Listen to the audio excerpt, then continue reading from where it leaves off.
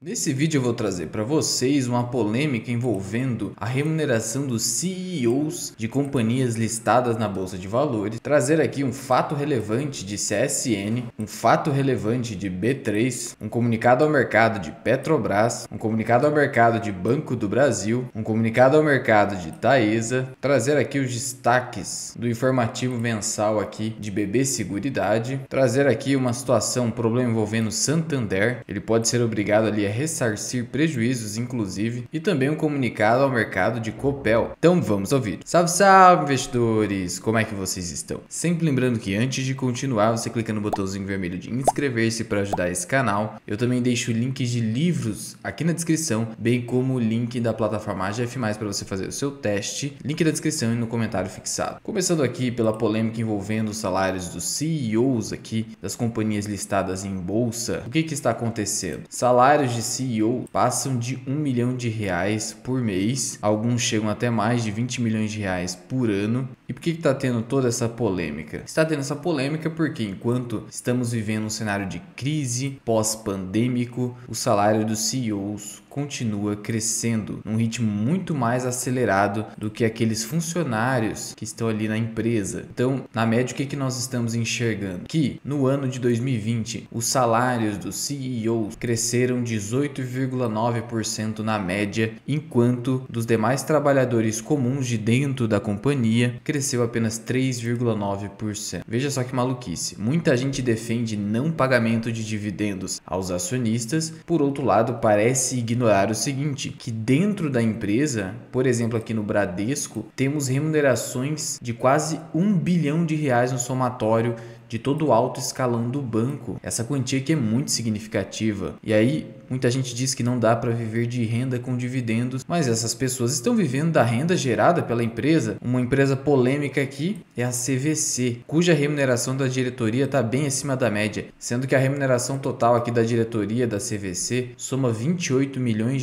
sendo que 64% disso vai para o CEO. Enquanto isso, ações da CVC caindo mais de 70%, os seus acionistas só se estrepando. Tivemos também recentemente aquela polêmica envolvendo ali os salários dos diretores do Nubank, e aí já vai vir gente aqui nos comentários dizendo: mas as condições impostas para a remuneração dos diretores é muito difícil de ser implementadas. Sim, mas nem deveria existir remunerações tão exorbitantes frente a um cenário tão ruim para os acionistas e para o mercado em geral. E aí, como diz aqui nessa reportagem, nesse estudo organizado pelo Estadão, falta transparência sobre os critérios da distribuição da verba global aprovada pelos acionistas em assembleia. Quando analisamos a distribuição pelos dados dos formulários de referência, que tem ali os principais dados de uma empresa listada em bolsa, são constatadas algumas discrepâncias, quase sempre beneficiando administradores ligados aos acionistas controladores. E de fato, muitas vezes falta transparência. E aí a gente acaba vendo essas remunerações exorbitantes e, por um lado, acaba às vezes até sendo hipocrisia de algumas pessoas criticar a elite do funcionalismo público, e eu critico, mas eu não me beneficio de remunerações exorbitantes, sendo que muitas vezes essas pessoas são remuneradas dessa forma aqui dentro de uma diretoria. Muito embora dinheiro público não se confunda com dinheiro privado que é pago para os diretores, estamos falando aqui de companhias listadas em bolsa, onde há sim um interesse coletivo dos investidores, dos acionistas, que devem ser respeitados nesse sentido, tá bom? Então eu acho muito válida essa discussão e devemos acompanhar empresas que eventualmente abusam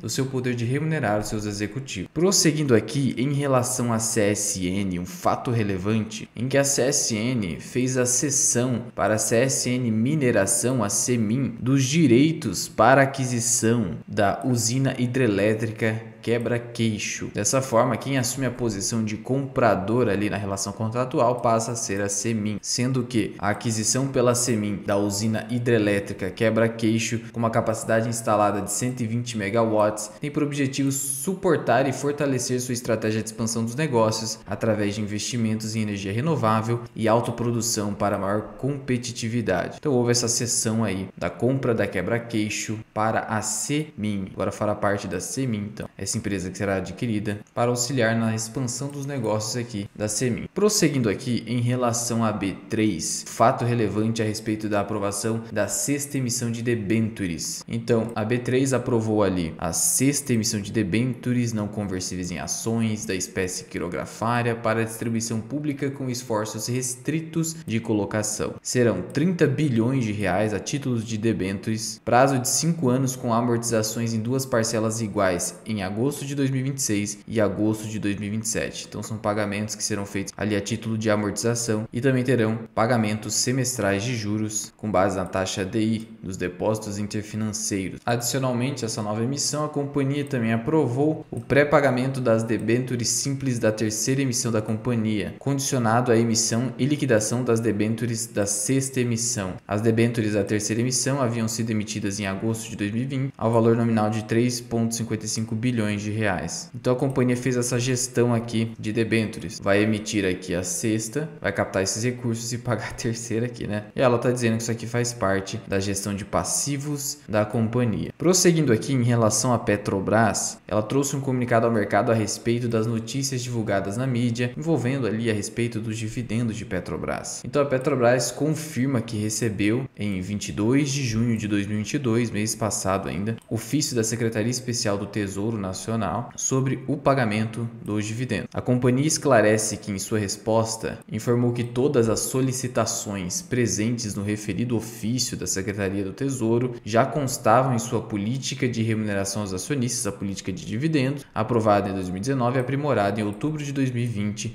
e novembro de 2021. E a companhia acrescenta aqui que em relação à prática de remuneração trimestral de dividendos, que está prevista ali na política atual, diante dos resultados financeiros do primeiro trimestre de 2022, o Conselho de Administração deliberou e aprovou o pagamento de dividendos, conforme já comunicado ao mercado dia 5 de maio de 2022, em parcelas que foram pagas, como vocês já sabem, no dia 20 do 6 e no dia 20 do 7. E aí reforça a empresa que não há qualquer decisão no momento tomada sobre novos pagamentos de dividendos ainda para o ano de 2022. Lembrando que o pagamento que já foi feito já foi bastante substancial, já que só em relação a esses pagamentos foi R$ 3,70 por ação brincando. Mesmo que você tenha um preço médio de R$30, isso já dá um yield de pelo menos 10%, mas é provável que mais algum pagamento ocorra. No momento apenas especulação e a companhia está sendo pressionada a respeito disso. Isso aqui em resumo é por conta de um pedido do governo, suposto pedido do governo, a respeito dos dividendos. O governo quer dividendos, sempre vai querer os dividendos de Petrobras. Só que a Petrobras não decidiu ainda, então vamos aguardar aí a cena dos próximos capítulos. Continuando aqui em relação ao Banco do Brasil, um comunicado ao mercado referente à agenda do resultado do segundo trimestre de 2022. E aí o banco vai divulgar no dia 10 de agosto,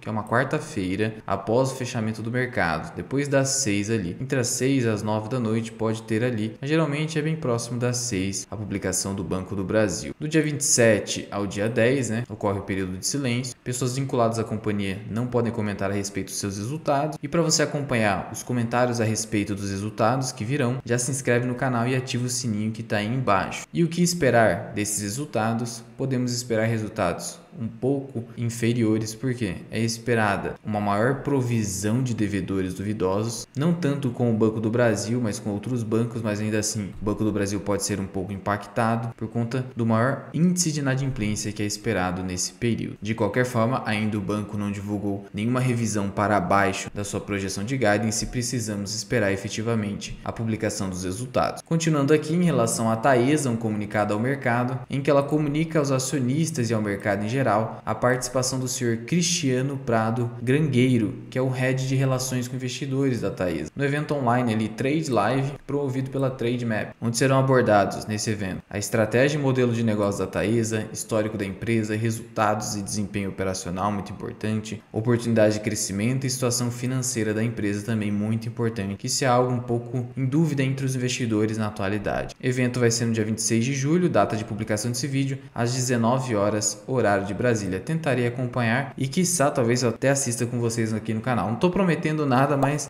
ativa o sininho e vai que acaba acontecendo, né? Prosseguindo aqui em relação à BB Seguridade, ela publicou o informativo mensal que ela envia à SUSEP do mês de junho com seus destaques operacionais. E nesse mês o prêmio emitido, né, as apólices emitidas em seguro de vida cresceu 6,2% em comparação com junho de 2021, tudo por conta do maior volume de vendas. Seguro prestamista também teve crescimento de 9,8%. Segmento rural, que é a grande porrada de Banco do Brasil e BB Seguridade consequentemente, teve uma evolução de 81,8% nas emissões. Esse crescimento é gigantesco. Na média, o crescimento de prêmios emitidos foi da ordem de 42,3%, um excelente resultado para esse mês. E no acumulado do ano, mais de 20% de crescimento. A companhia está indo muito bem nesse ano, assim como a Caixa Seguridade também. E por conta desse excelente resultado aqui de junho, e com a publicação do resultado do segundo trimestre de 2022, os investidores estão esperando dividendos superiores,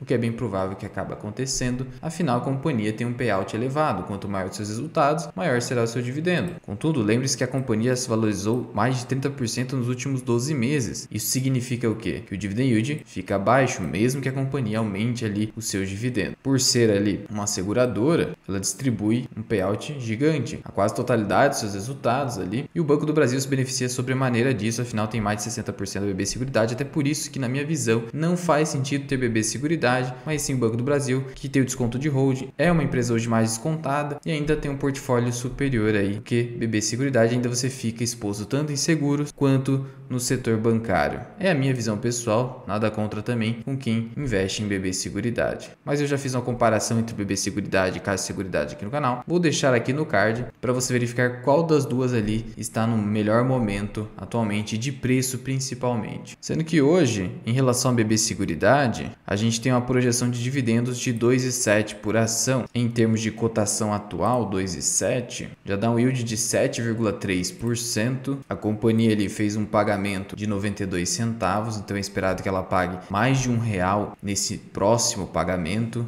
E se aumentar o seu dividendo ainda mais do que isso, pode chegar a 1,20, talvez até 1,30 por dividendo. E aí, seu dividend yield pode chegar então a 2,20, 2,30 no máximo. E aí, se chegar a 2,30, você pode, caso tenha um preço médio aí de 28,27, que é o preço do último fechamento, você espera um yield de 8% em BB Seguridade. Já em Caixa Seguridade, você pode esperar tranquilo nas cotações atuais, mais de 10% de dividend yield. Prosseguindo aqui em relação ao Santander, hoje foi dia de instabilidade constante nas plataformas do Santander, aplicativo e etc. E aí o banco pode ser obrigado a indenizar prejuízos que eventuais clientes tiveram ali nesse dia. A instabilidade é tão forte que quase tudo está fora do ar em relação ao Santander. E o único recado que eles dão ali é: retornaremos em breve. Até mesmo os serviços presenciais do Santander estão apresentando ali inoperância. Então isso é muito complicado. Então tem queixas como a seguinte aqui, ó: perdi o cartão, não consigo contato nos telefones e não consigo atendimento nem na agência, nem online e nem nos caixas eletrônicos. O que fazer? Isso aqui são trends do Twitter ali, né?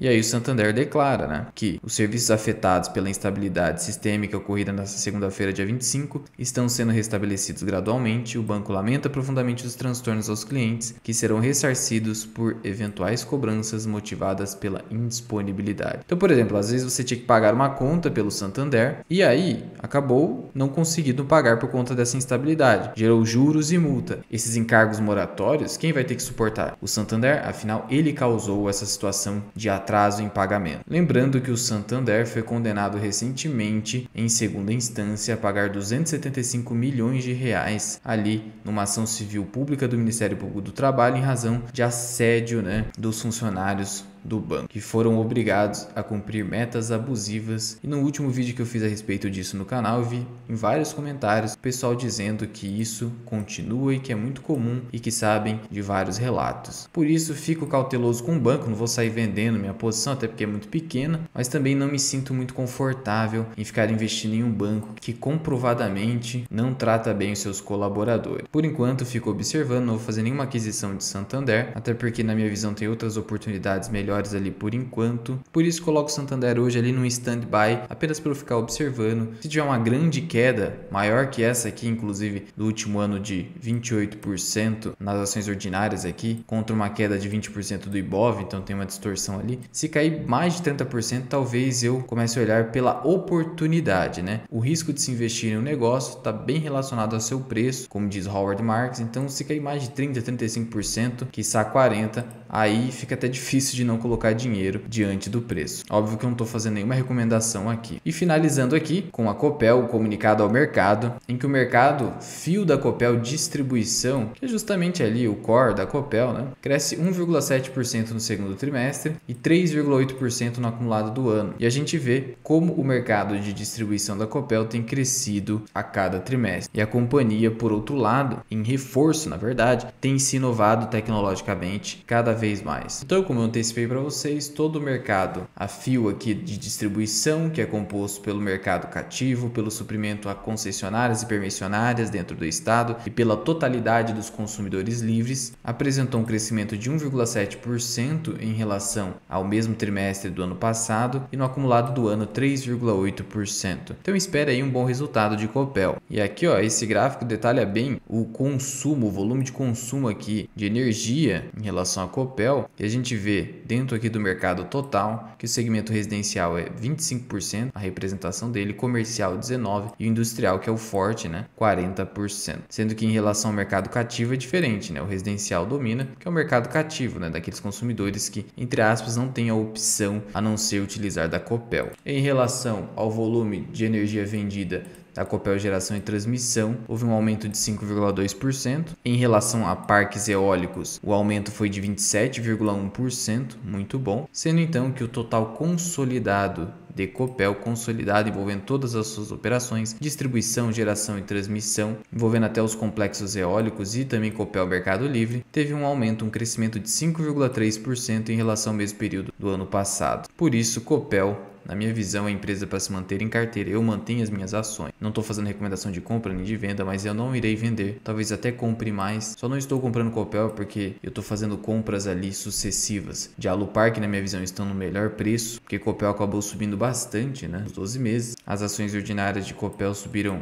quase 12% e as preferenciais classe B, que são as que eu disponho, subiram 16%. A Alupar subiu um pouquinho também, mas nem tanto quanto Copel aqui, né? E a Alupar é, digamos, um pouco mais segura, primeiro por estar no setor privado inteiramente, segundo por ter majoritariamente ali no seu portfólio ativos de transmissão. A Copel não, a Copel é bem distribuída, mas as duas hoje são excelentes companhias. E não vejo problema em ter as duas na carteira como eu disponho. De novo, sem constituir recomendação. Mas já vai deixando aqui nos comentários, você sofreu com essa instabilidade do Santander? E em relação a esses salários aqui dos CEOs, qual a sua opinião? Conta aqui pra mim da Mirai. Muito obrigado por ter ficado comigo até aqui. Eu sou o Luan, esse que é o canal Mirai Investing. Até o próximo vídeo. Fui!